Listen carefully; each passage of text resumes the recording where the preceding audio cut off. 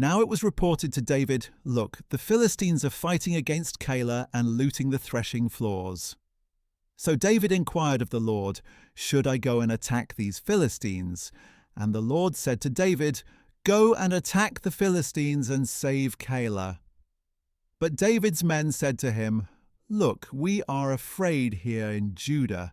How much more if we go to Keilah against the armies of the Philistines?"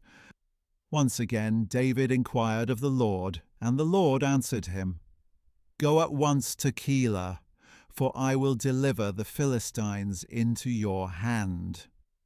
Then David and his men went to Keilah, fought against the Philistines, and carried off their livestock, striking them with a mighty blow. So David saved the people of Keilah. Now Abiathar, son of Ahimelech, had brought the ephod with him when he fled to David at Keilah.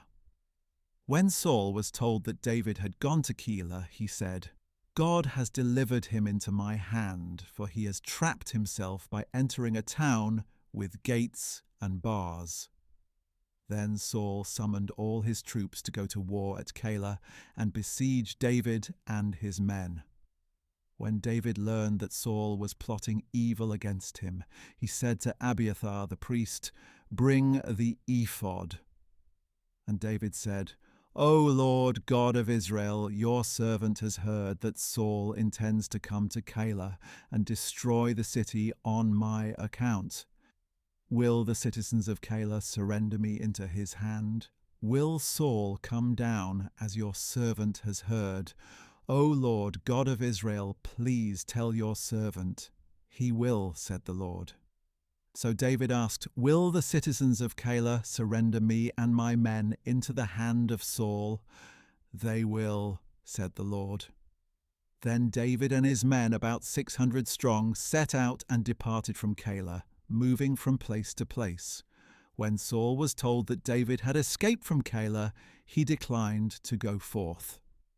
And David stayed in the wilderness strongholds and in the hill country of the wilderness of Ziph. Day after day Saul searched for him, but God would not deliver David into his hand. While David was in Horesh in the wilderness of Ziph, he saw that Saul had come out to take his life. And Saul's son Jonathan came to David in Horesh and strengthened his hand in God, saying, "Do not be afraid, for my father Saul will never lay a hand on you, and you will be king over Israel, and I will be your second in command. Even my father Saul knows this is true." So the two of them made a covenant before the Lord, and David remained in Horesh while Jonathan went home. Then the Ziphites came up to Saul at Gibeah and said, "Is not David hiding among us in the strongholds at Horesh on the hill of Hachilah, south of Jeshimon? Now, O king, come down whenever your soul desires, and we will be responsible for delivering him into your hand." "May you be blessed by the Lord," replied Saul, "for you have had compassion on me. Please go and prepare further. Investigate and watch carefully where he goes and who has seen him there, for I am told that he is extremely cunning. Observe and find out all the places where he hides. Then come back to me with certainty, and I will go with you.